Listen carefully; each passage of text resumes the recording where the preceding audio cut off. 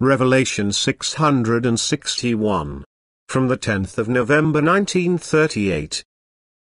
Work of the forces of nature in God's will. Catastrophe. For the way of life of man the laws always apply, which God has given to the beings from the beginning of the world as necessary for the spiritual development. Often forces work against it, but an invisible power is superior to these. They will always feel the effects of their contravention as disadvantageous for themselves and either turn back to God-willed activity, or in the persistence of their wickedness, get to feel the power of God stronger and stronger. So also the working of the forces of nature is always and eternally subordinated to the will of God, because if this would be given up to the opposing power, then everything would soon be a single work of destruction, since the counter forces always only work destructively, but God's wisdom and will applies to the preservation of everything created. Where now the forces of nature express themselves destructively, also always the will of God is active, but this destruction is never a permission to the bad forces. Then there are certainly reasons which let God intervene, but which always serve only to a certain promotion of spiritual beings or development of living human beings. Also the destructions have their good in various ways. Nature spirits are released from unspeakably long forms of bondage. Other nature spirits are allowed to be extensively active and thereby to fulfill their destiny. And sleeping spiritual beings are shaken from their rest, which is always only harmful to such a one. The fact that such destructions often have a painful effect on mankind is likewise an admission of God, an indication of His existence to the complete unbelievers and a testing stone for the believers, whose strength and faith are to strengthen by it, for only such extraordinary phenomena, which such natural catastrophes always will be, are able to put man into a state of reflection. If all the power of the people is not sufficient to put a stop to it, and poor and rich, high and low are quite equally exposed to such God-willed catastrophes, then in one or the other the question remains open why such a judgment affects humans and to what extent a divine power is recognizable. And such questions can lead to a complete transformation of the previous thinking and guide man on the way of recognition. Every natural catastrophe is preceded by smaller events, which facilitate such thinking for man, and every inner state before is, as it were, a preparation for the experience that follows. Once it is only rightly recognized that all worldly power cannot create the smallest change with such elementary effects of nature. That all are at the mercy of these, who are in the area of a natural disaster. And man would have to turn his thoughts upward and try to attain spiritual enlightenment. But mankind has already advanced too far in its conceit.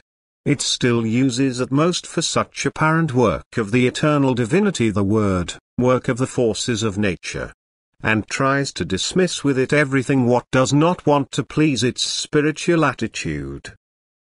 It considers itself as knowing and, what is not comprehensible to it, just only for an expression of nature founded in itself.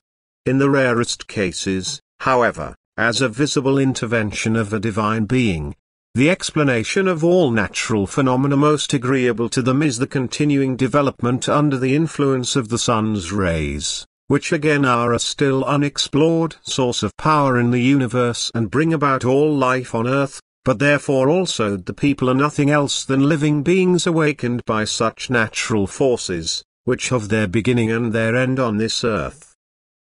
That everything in the whole universe is presided over by a being which has placed each of the creatures, from the smallest creature up to the crown of creation, on this earth according to a wise plan by His will and His omnipotence for a certain purpose, does not want to make sense to such ignorant people.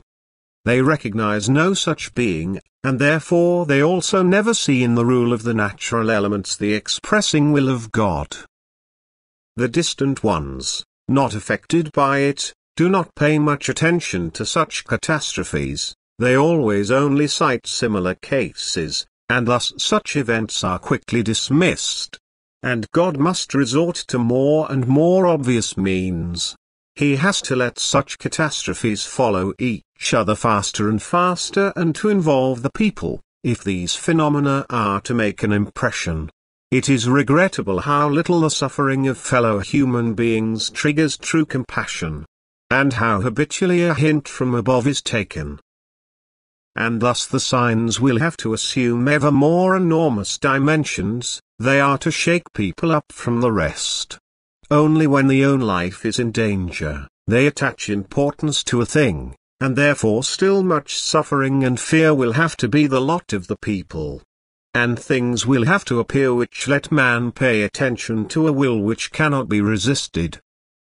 But even quite extraordinary natural phenomena will be explained and accepted with the greatest matter of course, because the worldly wise are immediately ready to give a quite natural explanation for everything incomprehensible to man. But such an explanation will never refer to the work and rule and the will of God. They think they are above this and are therefore in a completely erroneous view, which can also not be of use to the people who are taught by them. Many a person will still have to change his view and therefore make many a sacrifice until he becomes fully aware, and to hasten this, the Lord now intervenes more often than ever and shakes the world, so that all who live in it should take heed of and pay attention to the divine voice, which brings them news of the will of God, of His omnipotence and wisdom. And whoever in this sense looks at every natural phenomenon and the stormy action of the elements, will already recognize such as the voice of God and strive to always do what is right before God. Amen.